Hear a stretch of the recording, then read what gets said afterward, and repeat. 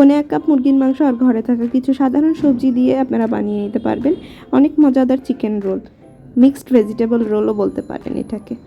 তো এত মজাদার চিকেন রোলটি আপনারা কিভাবে বানাতে পারবেন এটা জানতে হলে পুরো ভিডিওটি শেষ পর্যন্ত না টেনে দেখতে হবে। হ্যালো অ্যান্ড আসসালামু আলাইকুম everyone, welcome to my new video.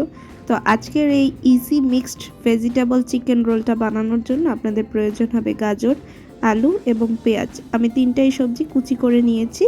এছাড়া আপনারা চাইলে এর মধ্যে কাঁচা পেঁপে, বাঁধাকপি, বরবটি এগুলো কুচি করে নিতে পারেন।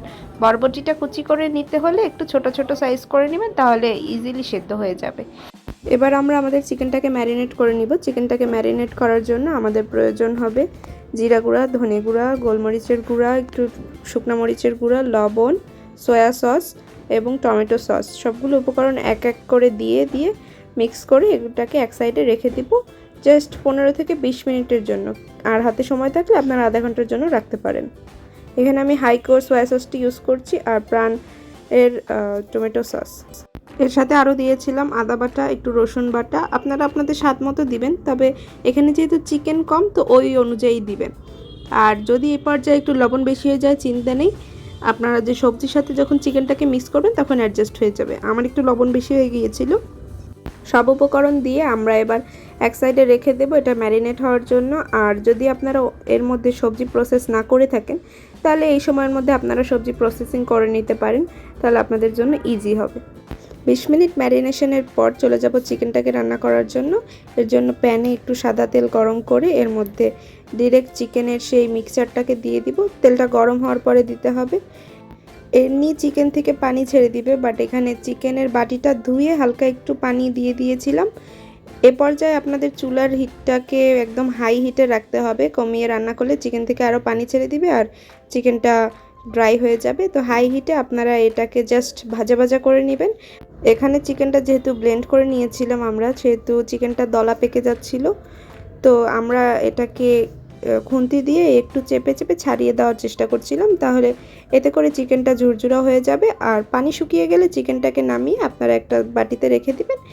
এই একই প্যানে এরপরে আবার তেল দিয়ে সবজিটাকে রান্না করতে হবে। সবজিটা রান্নার জন্য আপনাদের প্রয়োজন হবে প্যানে একটু তেল। আর প্রথমে আপনারা দিয়ে দিবেন সবজির মধ্যে পেঁয়াজটা বেশ ভালো পরিমাণে নিয়েছিল। পেঁয়াজটা যখন একটু নরম হয়ে যাবে তখন আপনারা বাকি সবজি যেমন গাজর আর আলু নিয়েছিলাম আমরা, গাজর আর আলুটা দিয়ে দিবেন। আলুটা একটু কষ থাকতে পারে, এজন্য আলুটাকে হালকা একটু গরম পানির মধ্যে ভিজিয়ে অথবা গরম পানি দিয়ে ভালো মতো একটু ধুয়ে তারপরে ব্যবহার করেছি। আপনারা চাইলে এটা নাও করতে পারেন, তবে এটা আমাদের বাসায় করা হয়ে থাকে তাই আর কি আপনাদেরকে বলে দিলাম। গাজর দেওয়ার পরে এর মধ্যে অ্যাড করা হয়েছিল সয়া সস, লবণ, একটু আদা বাটা আর টমেটো সস, হালকা একটু গোলমরিচ। আপনারা আপনাদের টেস্ট অনুযায়ী দিতে পারেন। আর যেহেতু চিকেন অ্যাড করা আছে আপনারা চাইলে নাও দিতে পারেন। ওটাকে একটু ভাজা ভাজা হয়ে গেলে এরপর আপনারা আলুটা দিয়ে দিবেন। আলুটা দিয়ে একটু ঢেকে কিছুক্ষণ রান্না করবেন, দেখবেন সবজিটা সেদ্ধ হয়ে গেছে।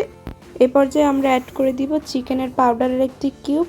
এটা আপনারা যে কোনো সুপার শপে পেয়ে যাবেন। এটার মধ্যে 2টা থাকে, আমরা ওই 2টা থেকে একটা ইউজ করেছিলাম এটার ভিতরে একটু ফ্লেভারটা বাড়ানোর জন্য। আর এটা দিলে একটু লবণটা বুঝে দিবেন, এটার ভিতরে কিন্তু একটু লবণ দেওয়া থাকে। এটা দেওয়ার পরে যদি আপনারা স্বাদ মতো লবণ দেন তাহলে আবার লবণ বেশি হয়ে যাবে, তাই চেষ্টা করবেন এটা দিলে লবণটা একটু ব্যালেন্স করে দেওয়ার। এখন আপনারা ভালো মতো নেড়ে চেড়ে সবজিটাকে সেদ্ধ হওয়ার জন্য রেখে দিবেন। কিছুক্ষণ ঢেকে রাখার পরে সবজিটা যখন প্রায় সেদ্ধ হয়ে যাবে, বলতে গেলে 60%-এর মতো সেদ্ধ হয়ে যাবে, সেই পর্যায়ে আপনারা যে চিকেনটাকে ভেজে রেখেছিলেন এই চিকেনটা দিয়ে দিবেন। এরপরে নেড়ে চেড়ে মিশিয়ে 5 মিনিটের মতো এটা আপনাকে রান্না করে নিতে হবে। 5 মিনিট পরে এটা রান্না হয়ে গেলে এটাকে আপনারা 80% রান্না করবেন, মানে সবজিটা যাতে 80% সেদ্ধ হয় এরকমভাবে রান্না করবেন। এরপরে উঠানোর আগে আমরা একটা বাটিতে একটু কর্নফ্লাওয়ার গুলিয়ে রেখেছিলাম, অল্প একটু পানি দিয়ে লিকুইডি করে এটাকে দিয়ে জাস্ট মিক্সড করে নেবেন। এটা দেওয়ার পরে বেশিক্ষণ রান্না করবেন না, জাস্ট এটা আসবে আপনার বাইন্ডিংসের জন্য, যাতে ঝুরা ঝুরা না হয়ে যায় মাংসটা আর সবজিটা, যাতে একটু বাইন্ডিংস ক্রিয়েট হয়। তো এরপরে আপনারা এটা একটু মিশিয়ে নামিয়ে ফেলবেন। এরপরে আপনারা এটাকে ঠান্ডা হওয়ার জন্য রেখে দিবেন। এটা জাস্ট একটু ঠান্ডা হয়ে গেলে আপনারা রোল বানানোর জন্য রেডি হয়ে যাবে। আমাদের রোল বানানোর জন্য দরকার হবে ফেলো শিট। আমরা নিয়েছিলাম কাজী ফার্মসের ফেলো শিট বা পেস্ট্রি শিট যেটাই বলেন। এটাকে আপনারা একটা একটা করে ছাড়িয়ে নেবেন আর সাবধানে ছাড়াবেন যাতে আবার এটা ছিঁড়ে না যায়। এটা অনেক পাতলা হয়, তো টান দেওয়ার সময় আপনার ছিঁড়ে যেতে পারে। আমি আপনাদেরকে একটা রোল বানিয়ে দেখাচ্ছি। এখানে প্রেস্টিজ শিটটা নিয়ে কোনাকুনি বরাবর রাখবেন, কোনাকুনিভাবে আর কি পুরটা দিয়ে দিবেন। এরপরে আপনারা আপনাদের পছন্দ মতো পুর দিতে পারেন, আপনারা যতটুকু চান।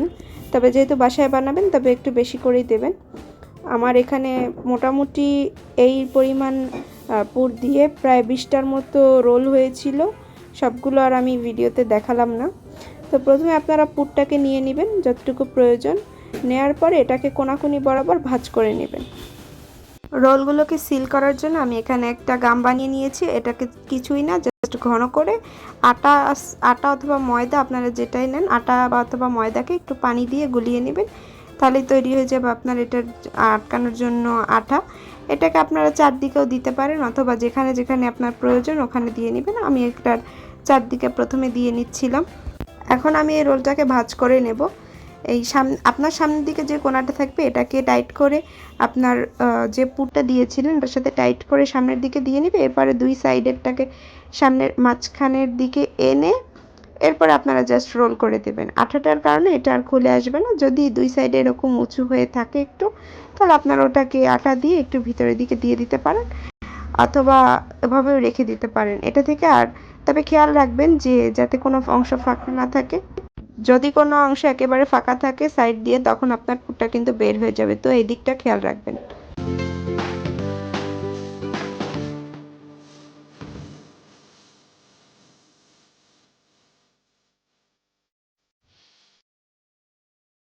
আমি বোঝার সুবিধার্থে আপনাদেরকে আরেকটা ভাঁজ করে দেখাচ্ছি।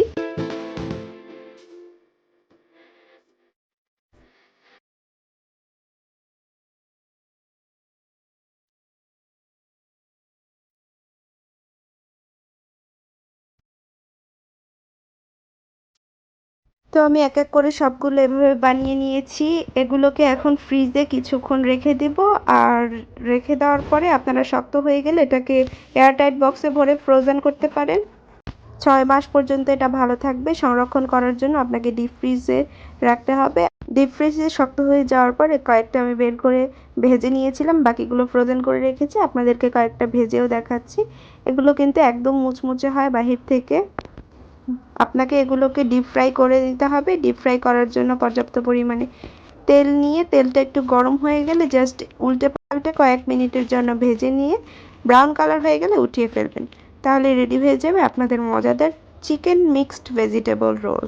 তো কেমন লাগলো আজকের ভিডিওটা কমেন্ট করে জানাতে পারেন। পরবর্তীতে কী ধরনের ভিডিও দেখতে চান তাও জানাতে পারেন। ভিডিওটি ভালো লাগলে আর এরকম ভিডিও পেতে চাইলে আপনারা চ্যানেলটি সাবস্ক্রাইব করে ফেসবুক আর ইনস্টাগ্রাম ফলো করে পাশেই থাকবেন।